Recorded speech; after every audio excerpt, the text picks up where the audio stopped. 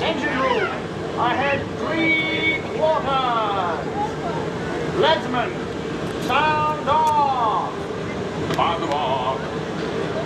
Mark 1. That's the leadsman calling out the depth markings so we can avoid running aground. Mark Twain! Mark Twain is not just the name of a riverboat or a great American author. It also means the water here is 2 fathoms deep.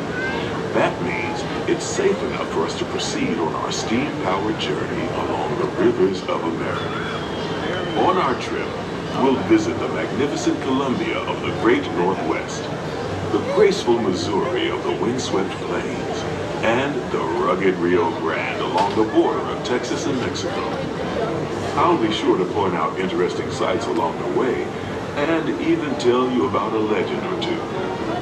We begin our trip right here on the mighty Mississippi, heading south and ending up down in New Orleans.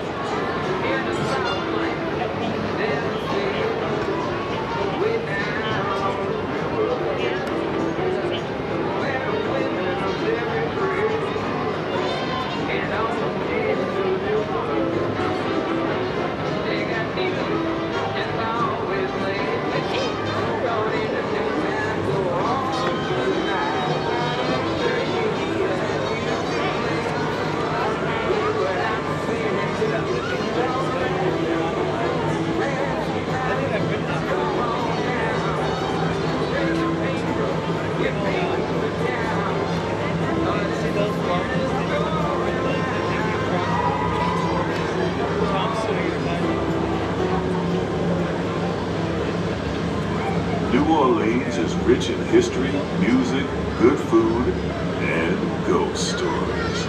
One of those stories involves the old mansion you see over there on the hill. I've heard it said that the place is haunted, filled with 999 ghosts, ghouls, and goblins. And they're looking for one more to make it an even thousand. If you're brave enough, you should see for yourself after we arrive back at the landing in Frontierland.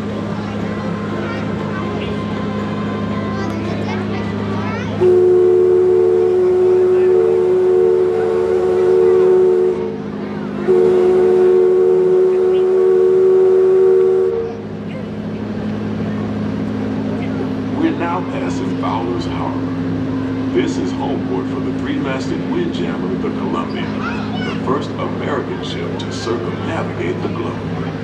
Here's a bit of history for you. The Columbia set sail from Boston Harbor in 1787. She rounded Cape Horn and became the first American ship to carry the Stars and Stripes around the world.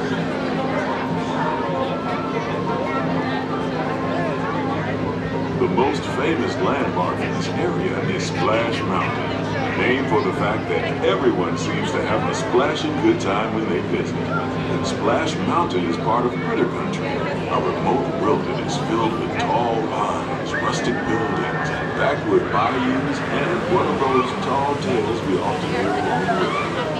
The story is that the birds and animals that live here can talk, sing, and dance. Like I said, just another tall tale.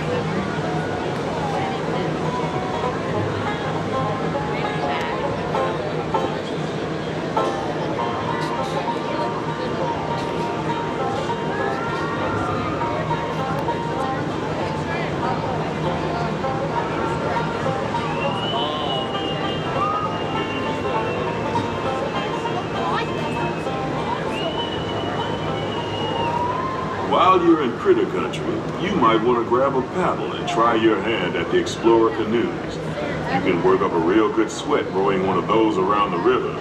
Me, I'll take the comfort of the Mark Twain riverboat any day.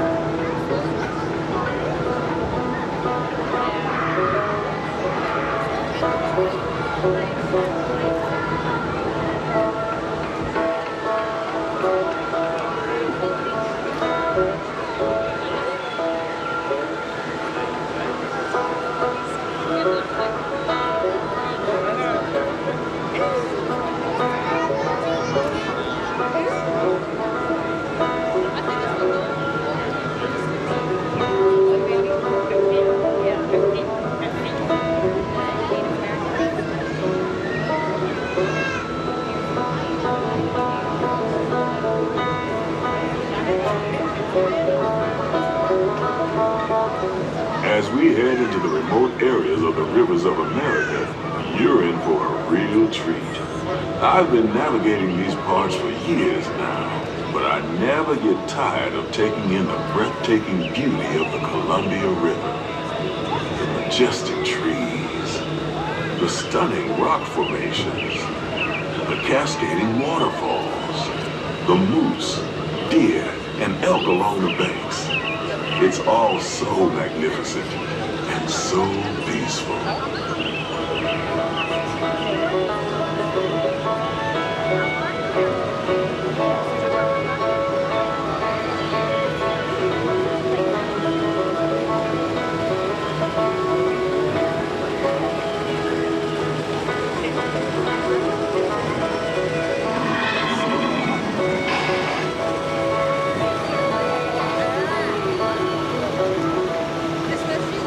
Off to the side of the river is an Indian chief, and I do believe he's giving us a sign of peace.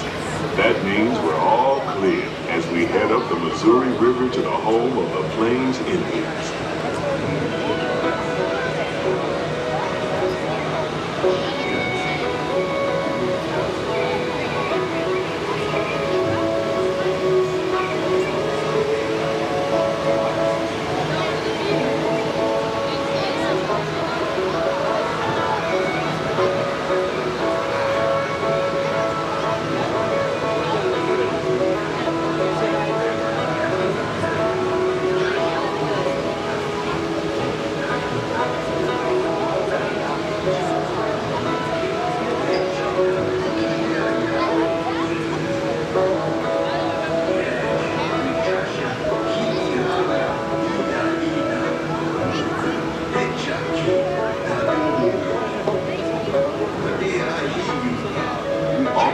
Side of the river is a wise old shaman sharing a story for all of us to hear. He's telling the tale of how a woodpecker taught a young tribesman to take a hollowed out branch and turn it into that most wondrous of musical instruments, the flute. It's a legend the Lakota have passed down from generation to generation.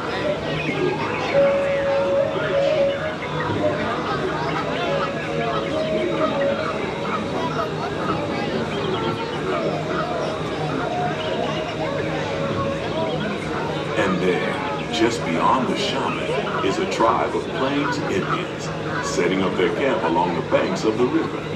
They'll be here for a few months and then move on.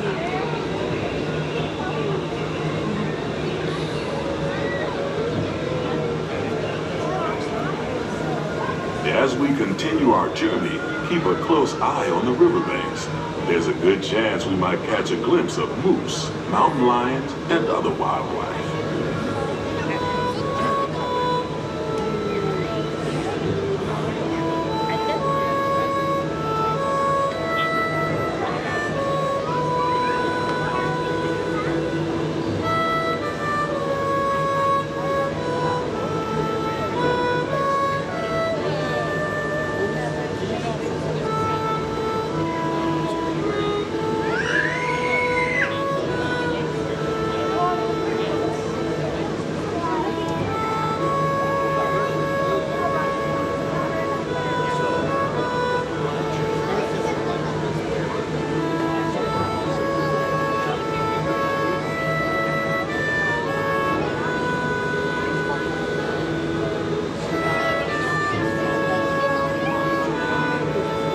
Off the starboard side is Pirate's Lair at Tom Sawyer Island.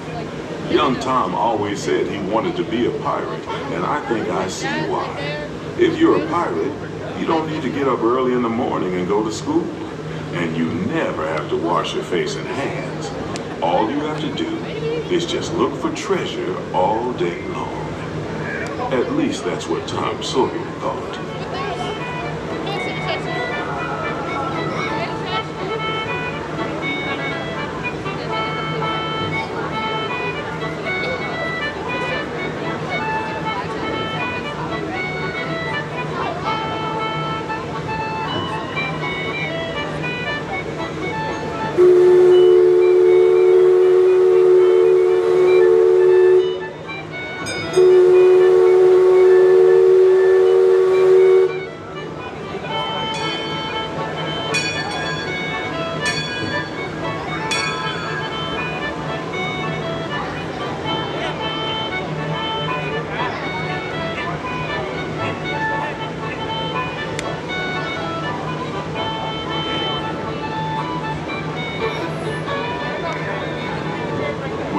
heading back into civilization along the Rio Grande. Off in the distance are the towering buttes of Big Thunder Mountain.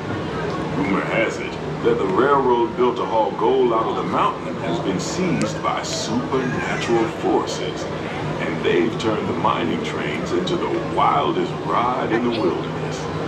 Of course, that may be just another legend of the river. Just ahead is the Frontier Landing, where our journey ends. On behalf of our entire crew, I'd like to thank you for booking passage on the Mark Twain Riverboat. At this time, we ask that you prepare to disembark. If you're on one of the upper decks, please make your way down to the first deck. The stairways to the right side and the back of the boat may offer the quickest and easiest route. We hope you enjoyed your voyage with us and that you'll visit us again real soon.